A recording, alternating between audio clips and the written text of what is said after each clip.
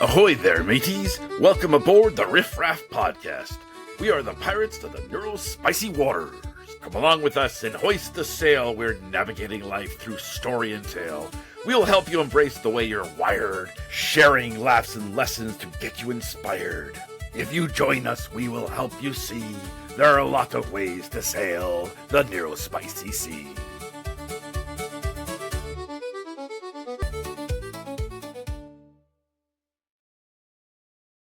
Little Bo Peeps. It is this kind of a morning, isn't it? Where even you are doing this. Started out with rumors of me being pregnant, so according to Paul. I mean, when you're aglow, you know. And he's doing the evil mustache thing. Woo, wow. Yeah. Here we go, folks. Welcome. You're welcome, and thank you. Get real. Good morning, and welcome to Across the Desk and the Riff Raff podcast. And we are truly living up to the name today. There's a whole bunch of neurospicy in the waters, and I believe we've all taken a sip. And Paul's doing simultaneous happy to be here and already exhausted faces. So we think we're live. We don't know. We'll see what happens. Dashboard. What are we on? Riverside is giving us the business. Like, you okay, Maddie? What was I was just checking to see if I'm alive. Right? See, are we live? Okay. I was like, it was a visual pun. Do an elephant trunk or something. No, that's this. Go Lordy, this is going to be something. Buckle up, folks. I didn't do the elephant call, which my kids love when I do. So I held it. Elephant trunk joke, but I can't tell it here. Aren't you glad Paul can't tell the elephant trunk joke? Okay, so I know that would just drive us bananas. Oh, well done. Okay, so good morning again. Our focus today is Gone. So gone. So everybody, just for context, if this is their first time joining us, this is pretty much how every podcast starts. And every meeting too. At every team meeting, 100% true. In that, there's usually some kind of levity, brevity, and bad jokes and puns. And then everybody weighs the potential for encouraging Maddie and giving points for a pun because we know that through loving encouragement that could multiply like what were those little things on Star Trek? Tribbles. Tribbles. Yeah, the trouble with tribbles. The trouble with tribbles. Jinx. So the trouble with tribble in our world is that equates to puns, which equates to Maddie going, "Let me chase that one again." So it's all good. I feel like. However, I do have a co-conspirator these days in Mr. I have gears above my head, but I need a thought bubble too, Paul Coleman. I'm aware. You make me feel like a grandma. I'm aware. So today we're continuing our chats around conversation and communication and connecting with how to ask for help and what that might look like for everybody. I'm hoping that the folks that need it have a certain amount of caffeine in their system, and we're just going to cross our fingers at this point. So starting with my right, Senora Maddie, can you introduce yourself? Yeah. I just asked for help. Yeah. Okay. I'm Maddie Dever. I'm just a wee bit autistic, maybe a lot more autistic, and ADHD. And I have 4 kids who share the gene pool with me and are autistic too. Very neurodivergent. Swimming deep. Yep. We won the neurodivergent jackpot. I got that, like the Nobel Prize of autism. Yes, but it dings a lot though, so I think there is a bell. No, you don't get points for that one. Okay. Mr. Coleman? Yes. Oh, hi, my name's Paul. And I have ADHD.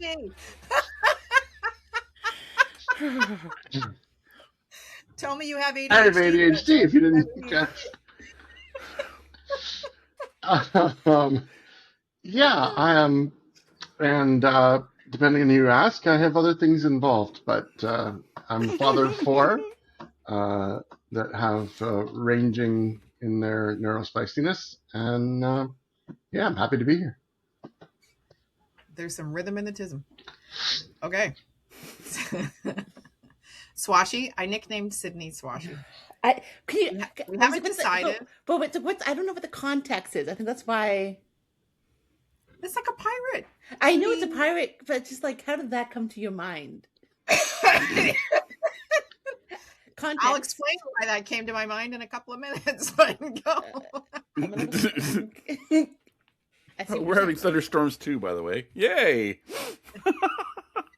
We're just nodding at this point. Hi, everyone. I'm Sydney Elaine Butler. I'm a dog mom, and my dog is here, so I might have to come off camera occasionally because she's number one priority always, besides myself. And I am neurodivergent, if you can't tell, with this lovely group of people, and really just trying to help other people find their voice when I find my voice. And just this world sadly wasn't created and designed with us in mind, and so instead creating spaces and safe spaces where we can not only survive but thrive as neurodivergent folks. And interestingly enough, a lot of engineers and other folk in the designing world are likely tismed, and it just seems ironic. The people designing the world, or building the world, are tismed, and it's not inclusive. That's super. Do you remember designing women? Don't get me started on Julia Sugar. Don't. Sorry. Don't do it. Hi, my name is Elizabeth. I'm an ADHD-aholic. So, parent of two. We got a lot of neurospicy in our family as well. My husband is dyslexic. Our son is autistic, dyslexic, and ADHD. My daughter's just been formally diagnosed with ADHD. And since my husband wasn't, we're kind of process of elimination. I am the source of the glow. Paul's looking with a curious face. I didn't understand what the action you just created did with your hand. I'm the source of the ADHD. Oh. Yeah, gesturing to all of me to reference How to Train a Dragon. Got it. Yeah, it wasn't shocking when we figured that out. So we're all neurospicy in some capacity, in addition to being parents of neurospicy folks, likely coming from neurospicy folks. There's a lot of spice. I was listening to Spice World yesterday. Spice Girls, Spice Up Your Life. Spice up your life. Da, da, da, spice up your life. Yeah. I don't know. It's kind of hard to dance to when you're driving. Are you driving right now? Oh, you're talking about before yesterday. Okay, got it. Talking about yesterday. If this is what I'm driving with, if you look at my background, that's frightening. Well, okay, but our backgrounds can all be fake, right? Like Paul doesn't actually have gears above his head. Like honestly. What? Hey, speaking of communicating and asking for help. I want to help. That looks like Wile E. Coyote. Okay. We know it's real. It's okay. I was just checking. This is what happens when Paul gets a full night's sleep. Stuff goes off the rails. Paul's an avatar. Spectacles, testicles, wallet, socks. Yes. That's how. Yes. They don't. Check yeah. One of the three. You got it. I don't know. Paul's face just made a concerned face. Just checking. Just going to spectacles, wallet. Yes, but okay. No, this could be whatever. Yeah, we won't go into testicles. Let's stop.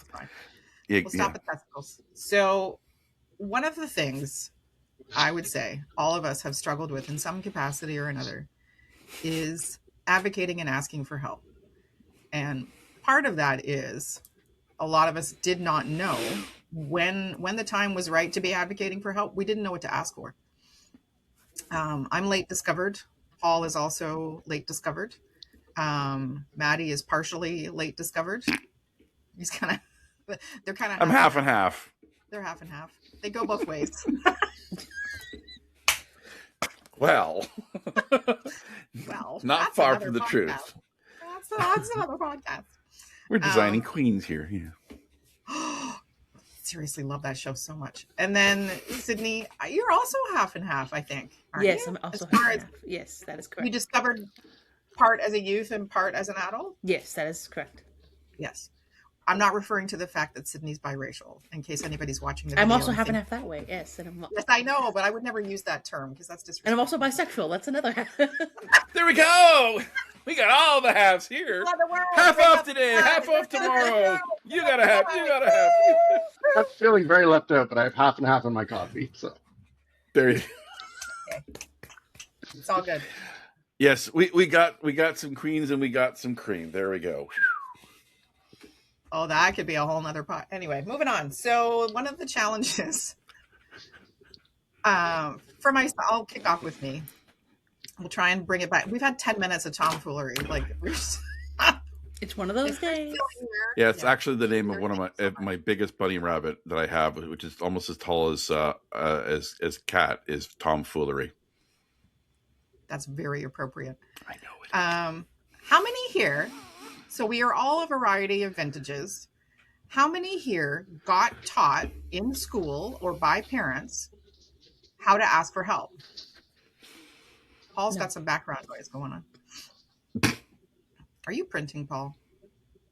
Oh, okay. But who got taught how to ask for help? I feel like that's such a complicated question because, like you were saying, like, what is appropriate? How do you ask for help? I think there's like the ways I was taught to ask for help wasn't necessarily the way I need to ask for help. And so, okay. What I mean by that is it's like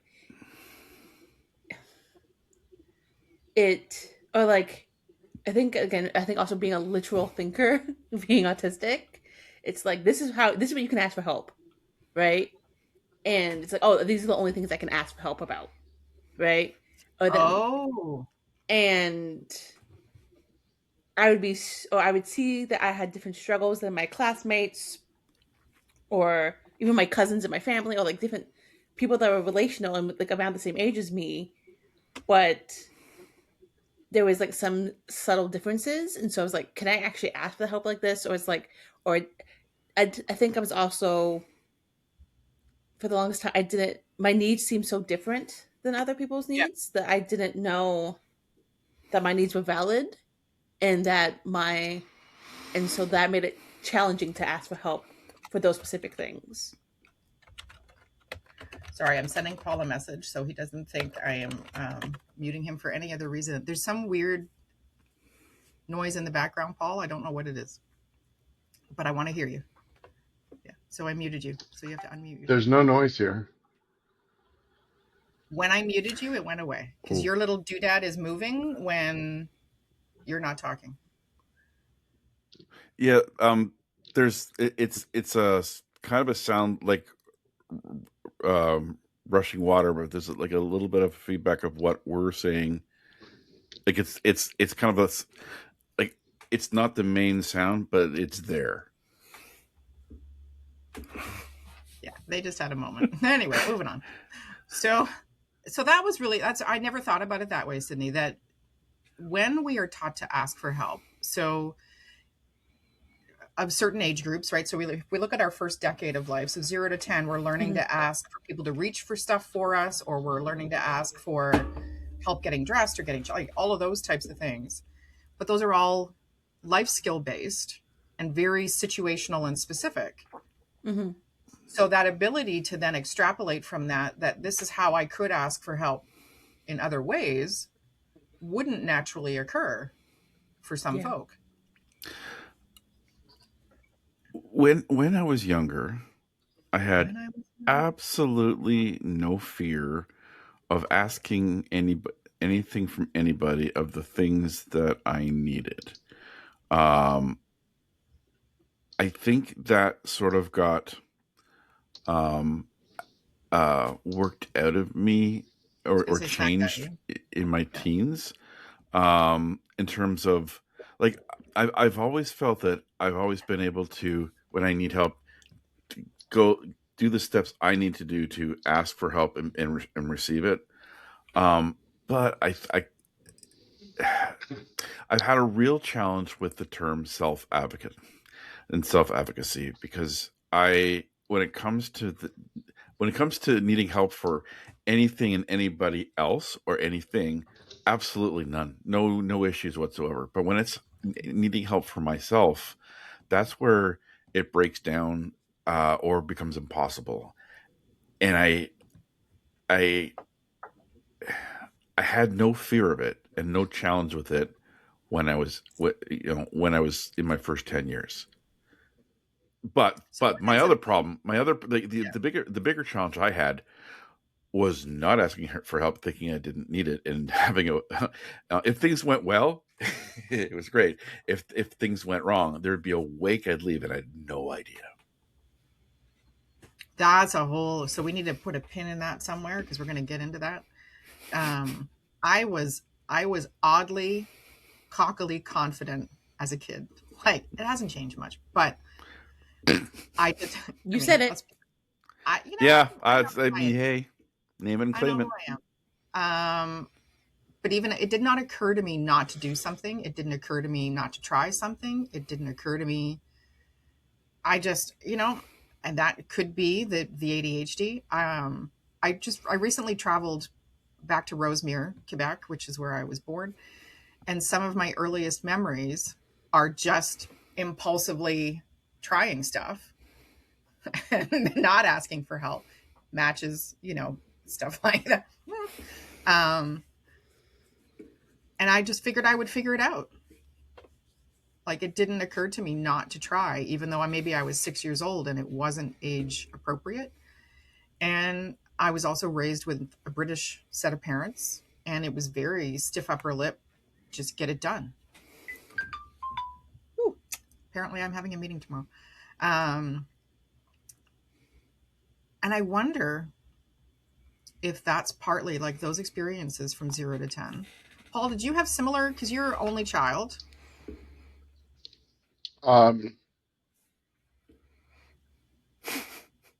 No, yeah, no. Okay, not expecting on that. That mic drop, done. No is a complete sentence. Okay, are we leaving it there, or no.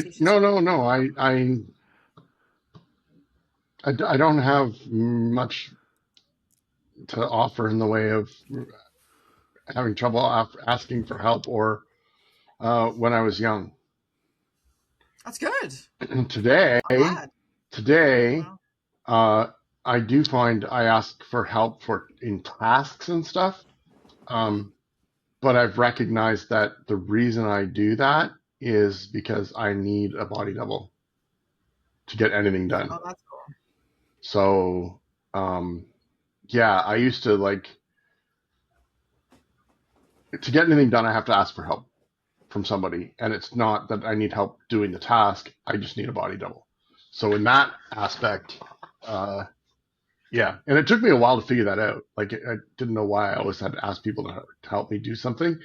And then I would just do it all myself. If I knew how to do it. If I didn't, then obviously that's why I asked for help. But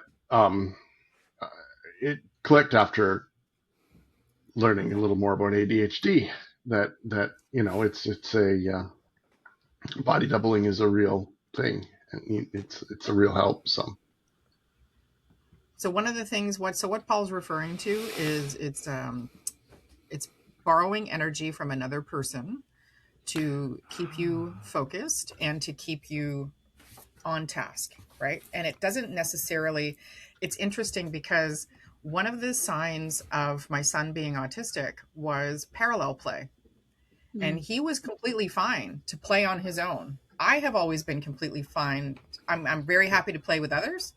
I'm very happy to play on my own. I have no, I go both ways on that as well. So, but they brought it to my attention that he would exclusively parallel play.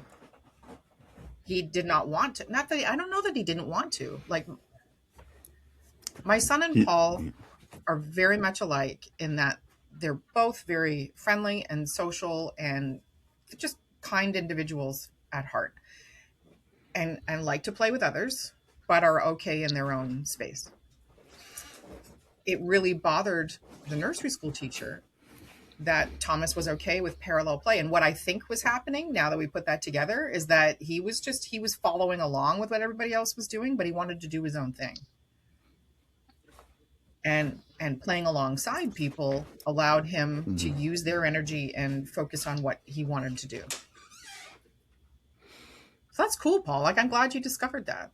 Especially being a business owner, like, you need to be able to manage those distractive pieces of your brain.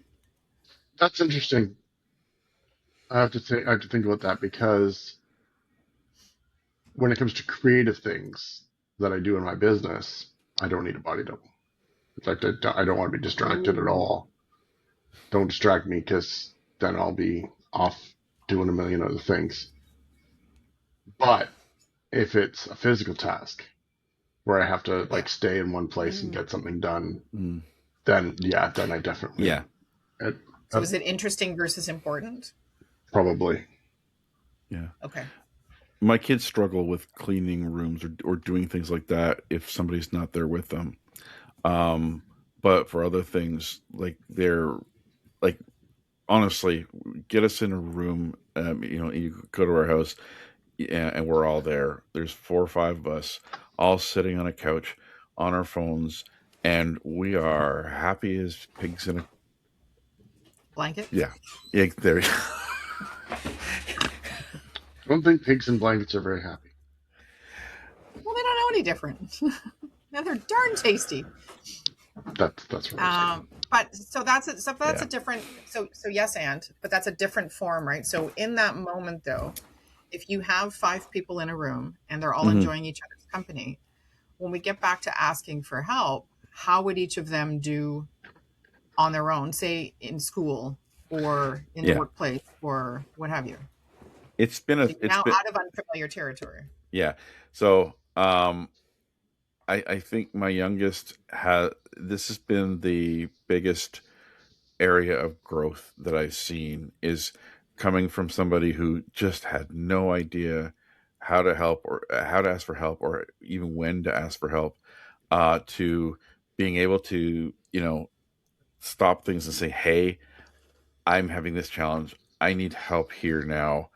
I think it has been going from her biggest challenge to something that I feel that she's grown into. And I think my eldest, my oldest daughter, learning, she's learning to ask for help way more. Like she's bringing me into a conversation to work things out way earlier than when things are about to fall apart. It's been amazing to see, because she was one especially who thought she needed help, and like me would leave a bumbling wake when the things that she didn't think she needed help for and she did fell apart. I'm really seeing that now. I think it's not asking for help, like self-advocacy. That whole concept is such a challenging foreign thing. So are those two different things, though? And I'm asking, I'm not saying. Because when I think of asking for help and I think of self-advocacy, I see them as 2 separate avenues to getting what you need. So like asking for help to me is more skill-based or task-based, and self-advocacy is for accommodation or inclusion-based. If that makes sense. That's not. I mean, self-advocacy is when they're trying to work with our kids to, teach self-advocacy. It's about asking for help in every situation that needs it. It's okay. So I don't like the term because it's either broad or narrow, and it's some people think of it in just terms of accommodation and accessibility, but that's not like it means a lot and also means nothing at the same time. Well, you can't leave it there. I mean, you could, but that was really good. So, okay. I mean, I look at, I've watched all of the helping folks try to work with my kids and other autistics, and there's modules on helping learn self-advocacy skills, and they're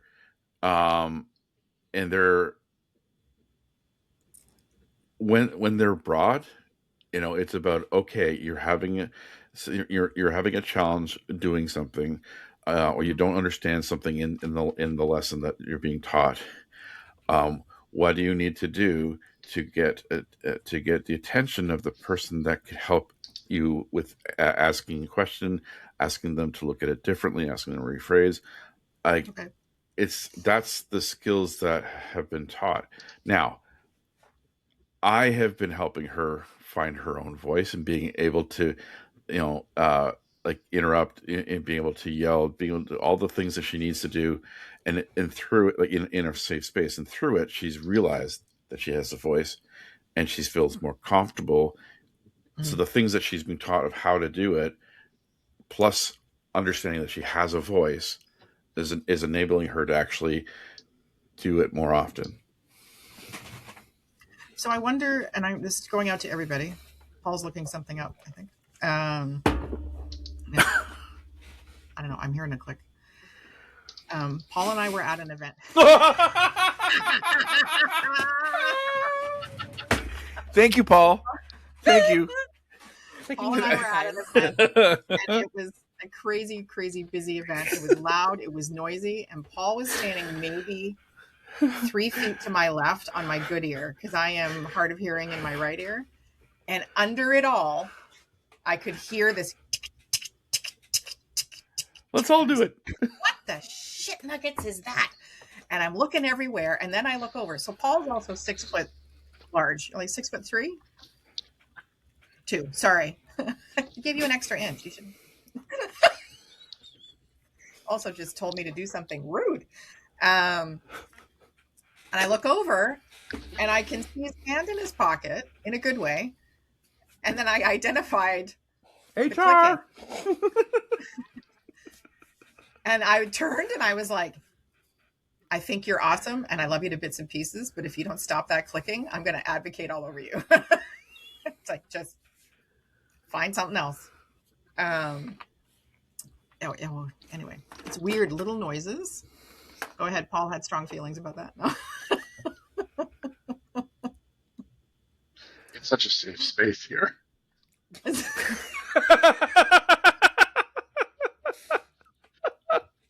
You can feel the safety through the screen. Absolutely. There's going to be some safety, let me tell you. Is it safety or is it a jail? I don't know. What's that? I know. It's terrible. We semi have an agreement on quiet focus things. Quiet hands. Quiet hands. What's that? Oh God. I have a new fidget ring. Oh, nice. Okay. What do I have? This little thing. Who introduced Paul? This segment is brought to you by the fidget company that doesn't exist. Yeah, which is going to, because Paul's a great 3D printer. I totally lost my train of thought. Any road. So clicking. Well, no, we're not going to do that, because clicking is a form of asking for help in my brain. Because if somebody's using a distractor or a fidget thing or whatever, is that to help manage what else is going on? I always take that as a sign that somebody's potentially having a struggle. Because if they're reaching for that, is something else going on? So I don't initially say anything, but I do watch the rest of somebody else's body language. We had this, so one of the events that we go to quite frequently is, and Paul's coming next year, is the Leadership Summit. And so I've grown accustomed to watching what people are doing to manage in the room and paying attention to whether that's still working or not. Because if I can see somebody using a fidget thing or a whatever, but I can see distress growing on their face, one, I worry, have they ever been taught how to ask for what they need? And to Sydney's point, didn't know what to ask for. Maddie, you had a strong thought about that? I was just going to say, or it could be pee-pee on the stage. Yeah, that would stress it. Anyway. That's a whole other point. That's a whole other point. But that's the face. And yeah, that was the face. That's fair. So PP for context was Pierre Poilievre, who made an appearance at the conference, and everybody was doing something to control their feelings, inner chaos. So what other kinds of things? I'm really stuck on this. When are we taught to ask for help and how? Is it a direct lesson? Do we forget when I think my kid's leaving. Hang on a minute. I got to shout. Yeah. Not a Mexican Oreo in this case. No, it's a departing Vanessa with a broken foot. But like in kindergarten, we're taught to take turns. Kindergarten, I was just like, kindergarten. I moved school 6 times in kindergarten. Oh, hecky sound. What? Oh, wow. Yes, you heard me. 6 times. 6 times what? I missed the first. I moved 6 times in kindergarten. I moved 6 times to different schools. And then even one school wasn't even really a school. It was like, which is now there's now a prison there, but it was just like they just had to put us somewhere, so they stuck us there. That was a segue. That's interesting because the metaphor of school for a lot of us is the school's a prison. Well, you're not wrong. But I'm just trying. I mean, it's been a minute since I've been in kindergarten, but like K to 5, do we actively teach kids how to ask for help, when to ask for help? Right? Like, I am wondering if that was missing with my kids. I'm wondering if it's missing for a lot of kids, because if kids aren't taught how to ask for help, when to ask for help, those types of things, you can be in a situation. So my son had an EA for a lot of the years between K to 5. And I bring that up because the challenge was she took away his ability to ask for help, because she was being, and I understand that's the job, but she was being very proactive and doing things for him versus teaching him how to ask for help and having him do it himself. Yeah, modeling it. Right. Yeah. And that was not used to the point where I had to go in and intervene and go, okay, this is not what happens at home. At home, my kids are taught, go and try it. And then like I show them how to do it once or twice. And then if it didn't work out, that's okay. Come and ask me. Yes, I might get annoyed because I'm not the most patient person on the planet. That doesn't mean I'm mad. Stop it. There's a lot of revelations today. And like, but just come and say, Mom, this didn't work or whatever, and I will come and help you. But I'm really stuck on this. And like we mentioned at the beginning of the podcast, I am biracial. I am half and half. And so that was an interesting dynamic too, because so growing up, my dad would work long hours, but he would still do the majority of things around the house. And my mom's a nurse by trade and for her profession. And so she wouldn't do a lot around the house, frankly. And so, and then my dad would work Saturdays. And I say this because I feel like I had to do a lot of things for me and my brother because my mom was too tired to do them for us. But then if I made a mistake or because I felt like I couldn't ask her for help because she was so tired and because she would snap at us, unfortunately. And there was some anger and things there that I won't get into too much detail about. But that also impacted my ability to ask for help because I was, oh, when Dad's home, I can ask for help. I can, but if it was just me, my mom, and my brother, I felt like I had to kind of fuck around and find out, for lack of a better term. Scandal. I'm totally But if I did make a mistake, or she saw me making a mistake and she didn't teach me to do better or didn't help, she would yell at me, right? And so that's why I think I specifically for so long is like, well, I can ask for help some of the times when my dad's around, but not when my mom's around. And if I make a mistake, then it was kind of shame for that, and it's just like this vicious cycle, which also perpetrated into the school system. And some teachers, sometimes I would be so afraid to make a mistake because I didn't want to be yelled at. Yeah. And I feel like I could only ask for help from my dad, and so other adults and teachers, I felt like I couldn't. I like some teachers, we kind of build a rapport with them and start asking them for help. But if I didn't feel comfortable or didn't feel safe around them, I was like, they're gonna yell at me like my mom does at home, right? And I did have teachers that actually did end up yelling at me too, right? And so, or like I would phrase things differently, or again take it very literally. And so it was like, when can I ask for help? When can I not ask for help? The only I felt really safe doing that around was my dad and my grandparents. And so it really is an interesting thing because it's like I feel like we're not taught, even it's like, again, when you can ask for help, when is it, or even like when is it safe to ask for help? And I think especially for neurodivergent folks, that's a lot. And like, I'm talking to my other neurodivergent friends, and they all kind of agree that that's a similar thing. It's just like, or it's like, oh, you should know how to do that already. But it's like, again, and that's that kind of that mentality, which makes it shredding. Yeah. One thing I loved was when Sydney joined us for Employment Works.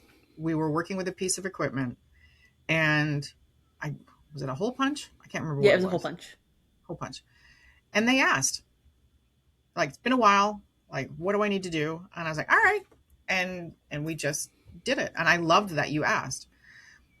But you got me thinking. I had two parents who were similar in, well, what do you mean? What do you mean you need help with that? I've already shown you how to do that. I said, okay, well, like once is not enough, folks. Like I never thought about that fear factor that can get built up by the responses, and how we can either then begin to internalize, okay, I shouldn't, I should be smart enough to figure this out, is what messaging can start to happen.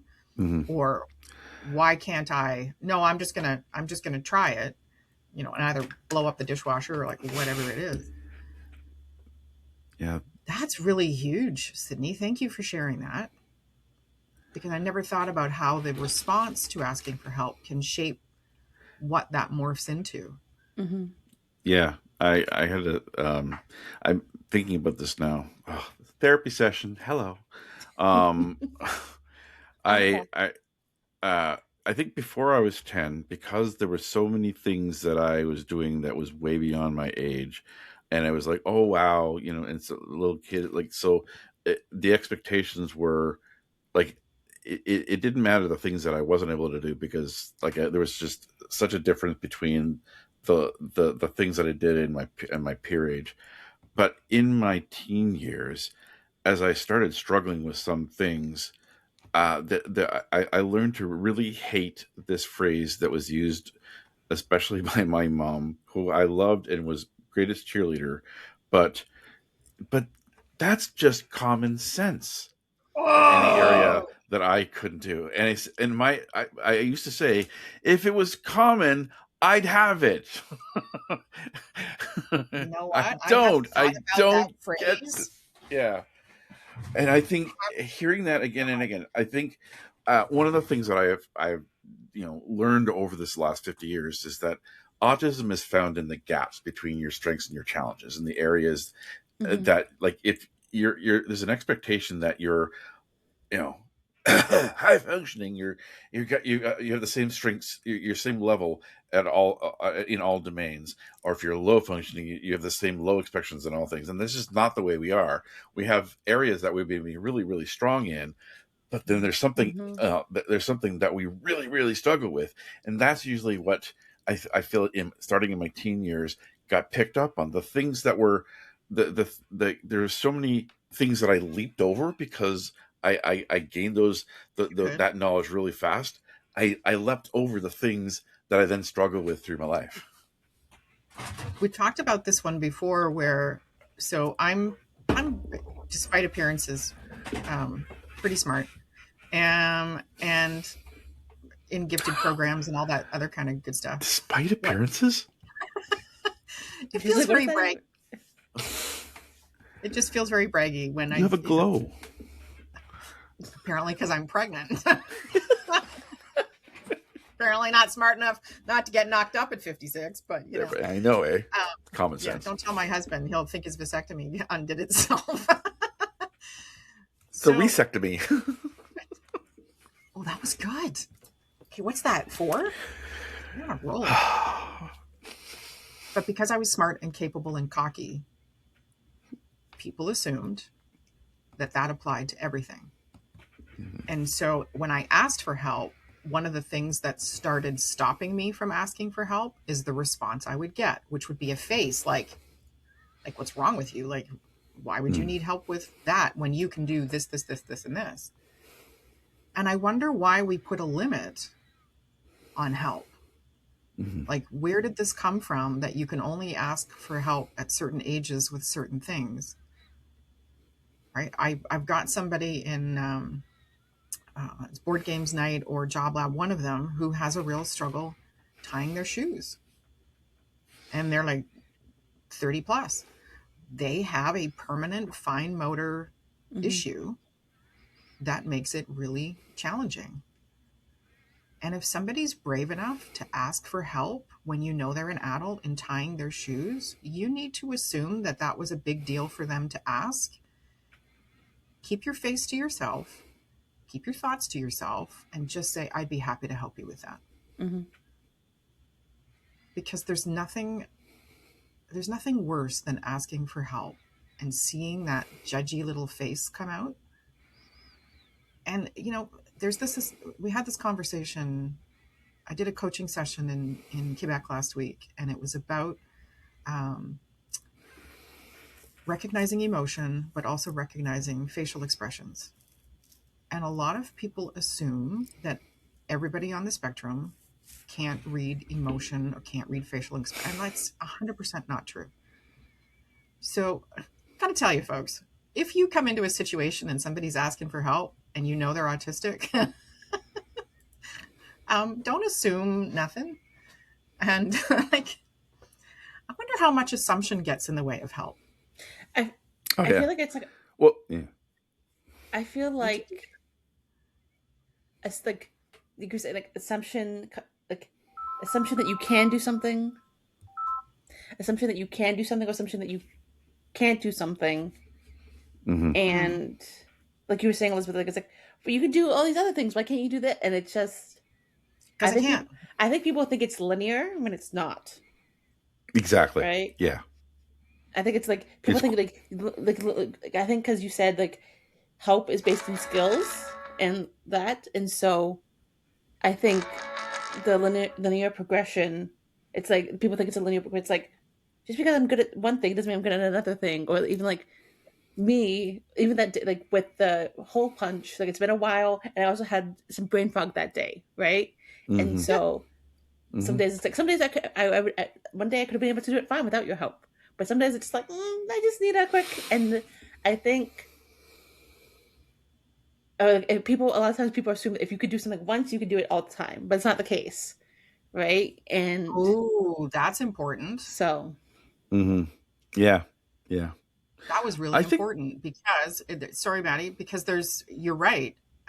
Especially one of the things we've talked about previously is co-diagnoses and coexisting conditions and intersectionality. And there are days I'm in the pause. And for those of you that don't know what that means, it's menopause. It's taken a minute. And the days I have great energy and everything's firing on all 6 and brain is on fire and I'm having great ideas and getting stuff done. And I'm like, okay, I'm back. This is fantastic. 2 days later, psych. Yeah, psych. smack the smart Talk out of about you. my fibromyalgia. Yeah. And so maybe we assume, one, we shouldn't assume, but maybe we take a moment and consider that something else could be going on. And as far as I'm aware, asking for help doesn't have an age limit. No, I mean, to be honest, I think the older we get, we hit it's like a bell curve. We need a lot of help as kids, and we're going to need a lot of help when we're older. But in the middle, we forget that. We forget that like help is still something that we need. And I'm thinking back in my own life. I always You're talking about making the face. Because there were some things that I picked up and was able to do just fantastically beyond my peer age. I would always be surprised that other people couldn't do what I could do.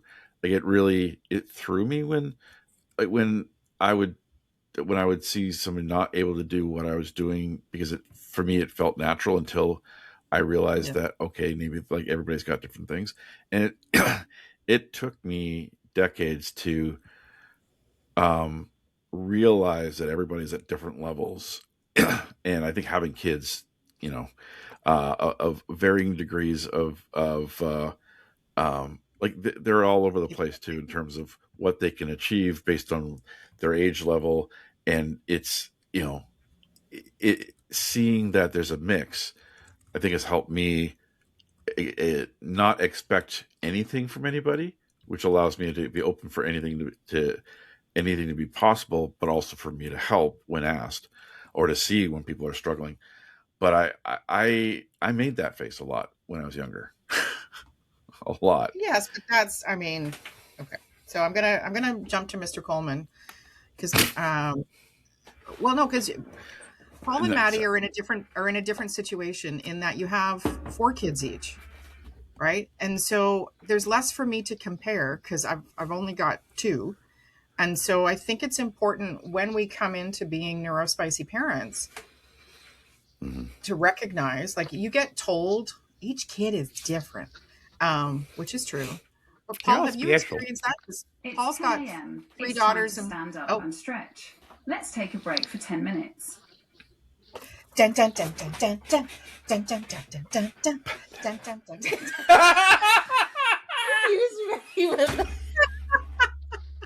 That's Paul asking. Paul was waiting for this. Exactly. So watching the clock. 10 o'clock's going to hit at some point. For context, Maddie has an alarm set up on Alexa that at 10 o'clock we move, and we do that. And Paul has only joined us once on the move dance, but that's okay. So you did. You did. You we did recorded once. It. Yeah. I'm just saying. But they also just put up a sign for help. So, Paul, you've got 3 daughters and 1 son, all doing a variety of things. Would you say you've noticed with your 4 kids different capacities about asking for help?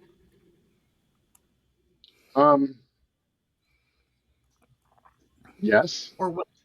Okay. Without naming names, some of them have a propensity to ask for more help than others when they are fully capable. That's a really thing. That's like the thing I have the hardest time balancing. Is when my kids ask for help, and then how much help do you give as a parent? Because you got to figure this stuff out. I'm not going to be around forever.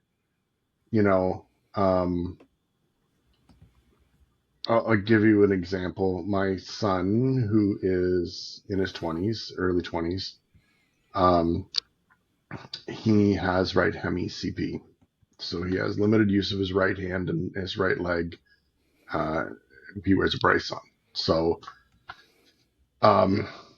he still asks for help tying his shoes because his right hand is helper hand. Now, I understand that it is a challenge. He cannot tie his shoes the same as I can.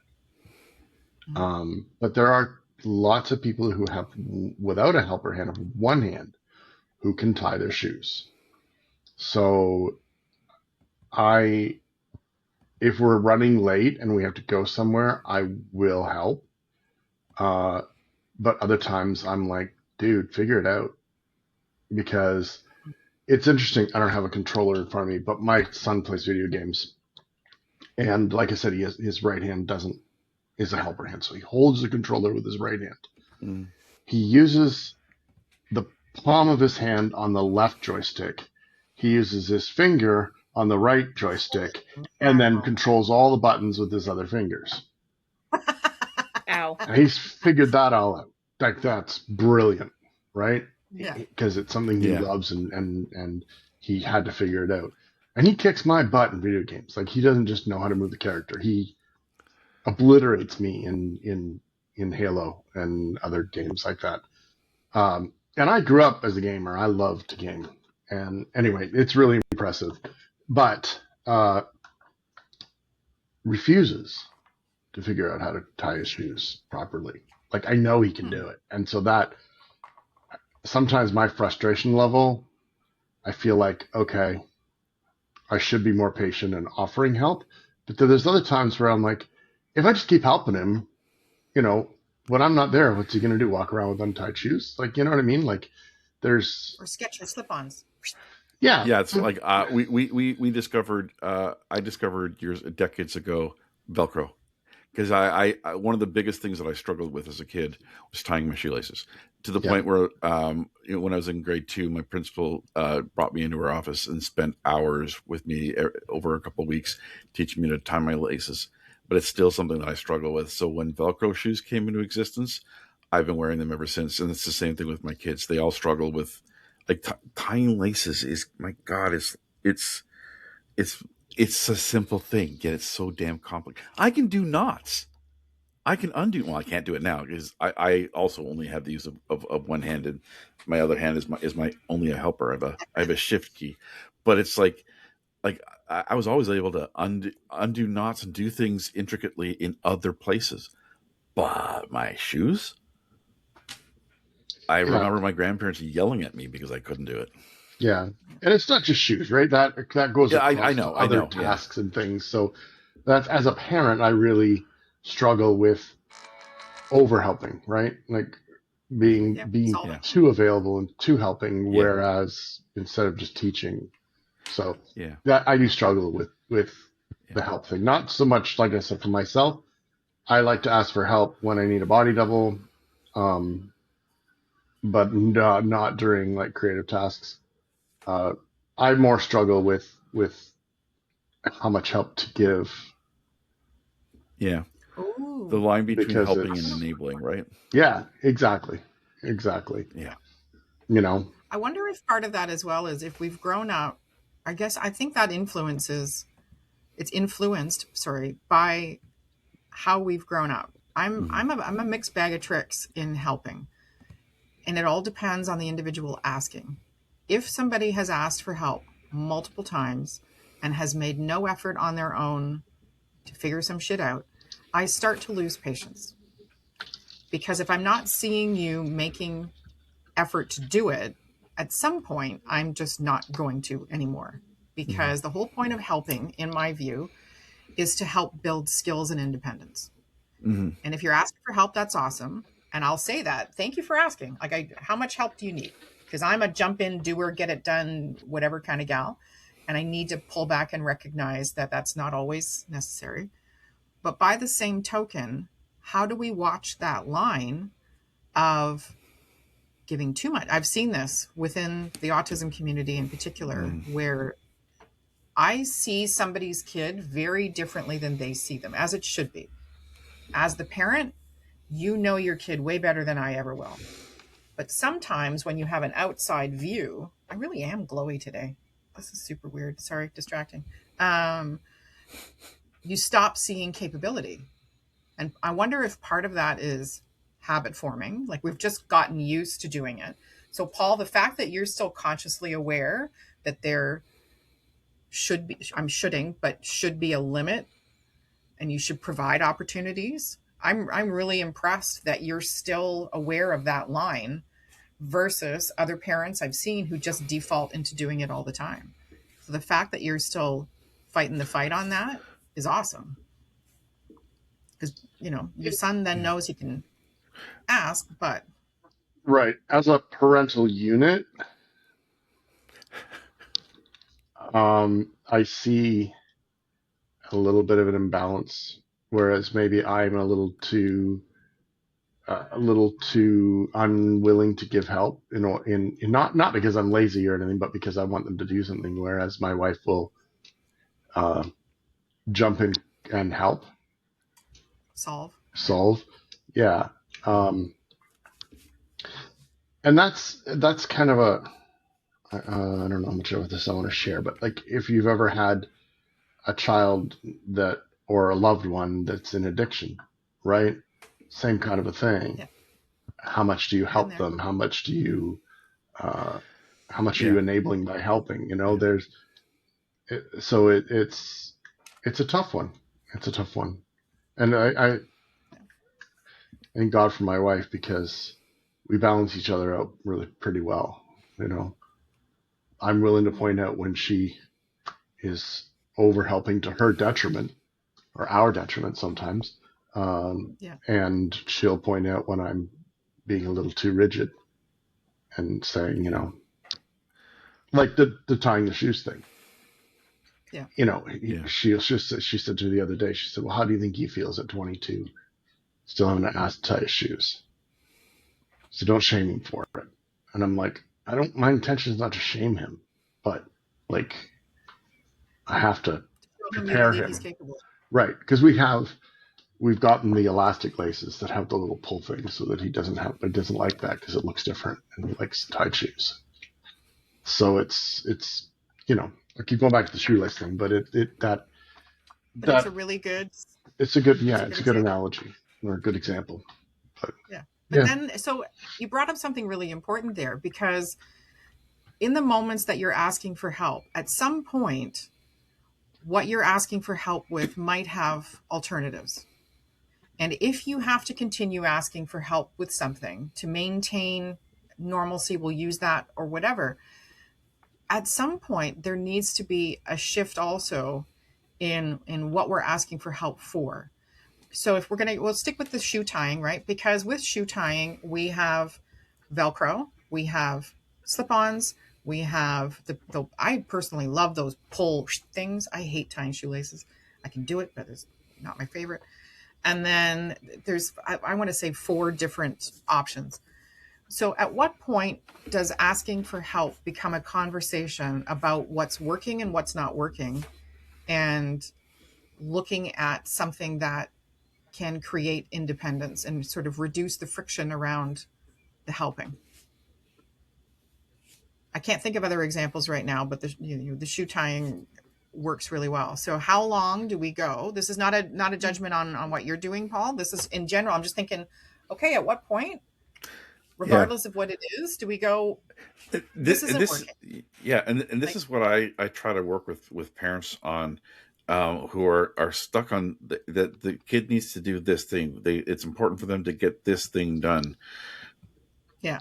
But there's other, like I look at the situation and I see other things that are more like other places to put the energy. Yeah. Sometimes we choose the hard thing to try to enforce when there's other things that are like, there's a way to ameliorate this thing by doing something different, but there's other things that the kids need that we're maybe not focusing on.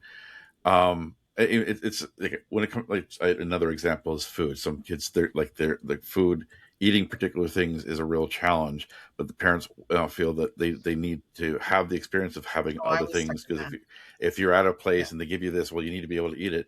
And I'm like, but are the things that they like a challenge? Like sometimes we get so focused in on what we feel we need to do that we don't easily accept a different approach. That's I mean, my kids hate socks, so they only have to wear them when they got shoes, when they're going outside. Yeah. That was the challenge for other authority figures. Just thought of something. I remember when my son was growing up that they, strongly suggested, or they said, buy him pants that have elastic waist because they'll have a hard time doing up buttons. Buy him shirts that are just pullover. Don't buy him button-up shirts and everything. And now you ask him, like, he just asked me for some shorts, and if we were out, could we look for some shorts for him, and they were getting too small or whatever. And oftentimes I'll make him come with me because I want him to pick stuff out, give himself some control and independence. But we were out, and we found a couple pairs, and I said to him, like, what do you want? Do you want elastic waist or this style? And he showed me. He didn't want elastic waist. I don't want these ones. And I'm wondering if that's why he's so opposed to the elastic shoelaces and Velcro and stuff, is that he was. Yeah.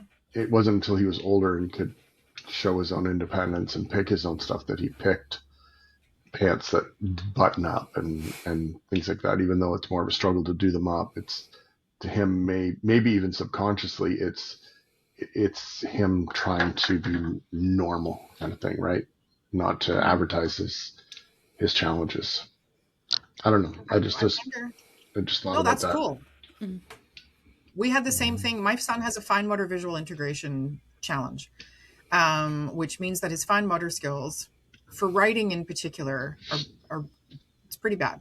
However, he can do really fine Play-Doh work or fine artwork or whatever. I'm not sure he wasn't diagnosed with dysgraphia, which is difficulty writing, but I think it's more likely to be dysgraphia versus an overall fine motor issue because his other fine motor skills. But with clothing and things, I think it's how it's presented, Paul. That was actually, I never thought about it that way. The stuff that people say to our kids with challenges who are authority figures, I'm using air quotes, specialists, people that, are supposed to know better, can really shape what they think about themselves and their capabilities. And some kids will fall into learned helplessness and just default to people doing things for them because that's what they've been taught to do. We've said before that compliance is easier for people in authority positions than raising somebody like my kid and Paul's son who goes, nah, I'm gonna, this is what I'm doing over here. Yeah. And it will be a struggle. And the fact that Paul's son has been able to, right, video gaming, like that's a huge fine motor development thing. And especially with only having one hand in the game. Yeah. But I wonder how important that language is around help to folks either asking for it or, like me, I ran away from help for a very long. If you asked me to help, that meant I was weak. That meant I was vulnerable. I couldn't trust you to give me the help that I needed. And I couldn't trust my voice to tell you what I needed because in past, when I'd asked for help, I had heard, who said the common sense thing? Maddie. Yeah. Moi. Why can't you do that? It's common sense. It's so easy. You should be able to do that. So I stopped asking. And it would take everything on God's green earth to get me to ask for help because the response in the past had not been awesome. And why would I want to put myself in a position of being shamed or put down or whatever? Yeah. Yet I don't have that when people ask me for help. Yeah. That's not were you ever told that there's no such thing as a stupid question? Yeah, I learned that that's not actually true, and what people consider stupid is a very relative thing. And thank you, subjective. Yeah, so many phrases, right, that we were given to pacify us. But neuter us. So I was in Quebec last week, and that's where I grew up for some formative years. And out of the blue, and if you're French, and I apologize if this is rude, there's a couple of swear words you got to be careful with. And one I hadn't heard in forever. And as soon as the person said it, I was like, holy moly. It was tabarouette. But it's the same thing. As soon as you said, what? It's common sense. Mm-hmm. I immediately felt smaller. Mm-hmm. Yeah. It's such a powerful, awful expression to use on somebody. Just language in general, especially around help, is a really... So part of the reason that we're talking about this is that anybody who's grown up neurospicy or with a challenge of some kind, if you've had the help smacked out of you, asking for help is one of the strongest things you can do. And it's strong because it's a vulnerable thing to do. It requires a trust situation going on. Mm-hmm. And if you have been multiplied times, either had a phrase used against you or somebody's, like I'm again, not a patient person. So I'm sure on more than one occasion, if my kids were standing here, they would be nodding that I wasn't as patient as I could have been. I know my parents weren't. Teachers, all of that kind of thing. Let's not assume a bias towards incapability. Mm-hmm. So if somebody's asking for help, it doesn't mean they're incapable everywhere. It means they have a gap and they're asking for assistance to fill it with a skill of some kind. If somebody's asking, I guess contextually, just take a pause. Like if somebody's asking for your help, that's a big deal. Mm-hmm. And it's a responsibility to try and figure out how to handle it. Maybe not solve it. I'm a big solver, so I try and say, do you need me to help you come up with a solution, or do you need me to just listen? Yeah, yeah. Which is hard. Yeah. So hard. You're such a doer. You're a problem solver. Sometimes I hear what they think the solution is, and in my head, I'm like, oh! There's 1,001 ways to skin a dead cat. Yep. And you just came up with 99.5 of them that aren't going to work. But I want to try and lead the person to discovering that they have the ability to figure it out. Mm. Versus telling them, I try and be curious. I try and ask questions to help the person get to what might be I'm using the word right, but a good answer. I don't know. Has anybody got some final wise words on help other than it's awesome? I think that the key thing that I'm trying to teach my kids is to, like when they're younger, I'm going to balance the doing versus getting them to learn. You don't have kids anymore, Maddie. I know that. But as they've approached the adult world, I'm trying to get them to, like they say they have a problem, and I get them to think through it, and in the end, that's the help that I'm giving them, is helping them figure out the process to be able to do things, because they all know, like the expression that I use with parents and caregivers is, who's the adult in the room? You're the ones responsible for helping the situation, like fixing the problem.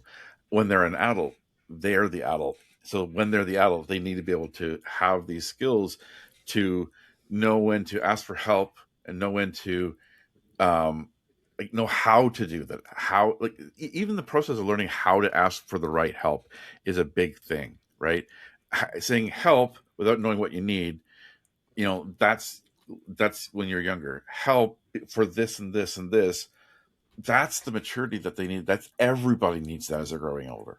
You have to be able to, like this, I said earlier, I've learned to, like, I need to be able to be helped in order to get help. Ooh, that's a t-shirt.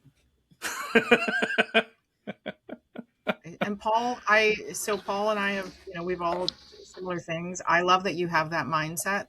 And I say this to parents who are enabling helplessness, is that we all have an expiration date. It's not a if, it's a when, that we are not going to be here to be able to do these things for you. And I'm not trying to be mean, sometimes it really hangs heavy in your heart when you have to be mean and not do it. I used to get in so much trouble for forcing Thomas to do certain things. Mm-hmm. And even when he was young and newly diagnosed, I'd be like, I'm not going to be around forever. My dad died at 50. I could have a ticking time bomb in my head somewhere. I need to give him as much as I can now, because I grew up knowing that could be taken away. And I used to get the gears from my family for being so tough on him. And I got to tell you, folks, and all of us that are, and Oreo has a lot of skills, but we're going to get to Oreo in a second. But all of us have kids from that toughness who are completing school and who are driving and who are in relationships and who are managing bills and life and all of those things. And if you need help, if you're the caregiver in this situation and it's hanging heavy, one of the best examples you can set is asking for help for yourself. I didn't realize how little I did that until my son called me out on it a couple of years ago. And he said, well, Mom, you don't ask for help for anything. I was like, oh shit. Uh-oh. Ruh-roh, Ruby. Ruh-roh. And I just watched Deadpool, so that's the other. And I had to sit down with him and go, buddy, I'm sorry you haven't seen that, but I ask for help all the time. Whether it's, business, personal, or whatever. Sorry, Paul, was there a thought there? Just the one thing, that being that it's Men's Mental Health Month, that's another big part of asking for help, is that there's nothing wrong with asking for help when you need it. Yeah. In fact, it's very, very important. Yep. We want you here. That's for anybody listening. We want you here. Sydney, any final wise words on asking for help? Yeah, I think what I was going to say is that we all have, I think from how we all have diverse needs, and how, again, we don't have all the answers. And so I think being okay with asking for help within yourself, and then, kind of when someone is asking you for help, it's like it may be a time that you need to ask for help, right? And so just being mindful that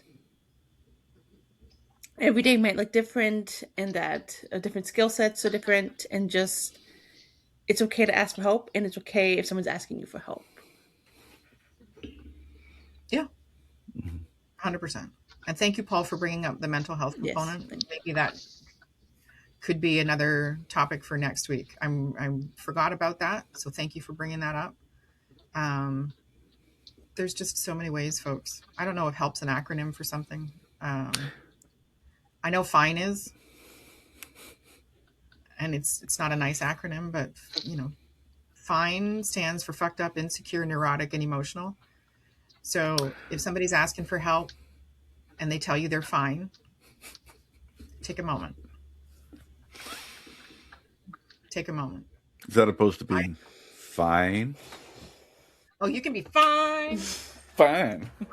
Yeah, if somebody's not saying fine with some snap and they're just saying, yeah, I'm fine, take a moment. Yeah. Take a moment. I try and answer when somebody asks me how you doing. I try and remember to say, I'm well, thank you. Because that reinforces to me that I'm doing okay.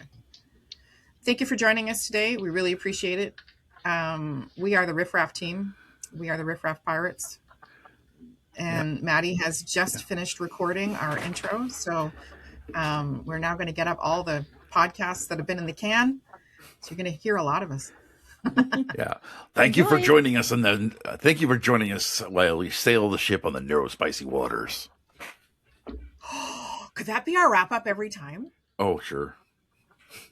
I like it. Okay. I'm gonna press stop. We'll talk to y'all soon. Thank you so much for joining us. We appreciate it. Bye. Bye. Oh, nobody hears away. Bye. They do Every if it time, crashes. Paul. They do hear a wave if it crashes against the boat we're on. Sure. Bye, everybody.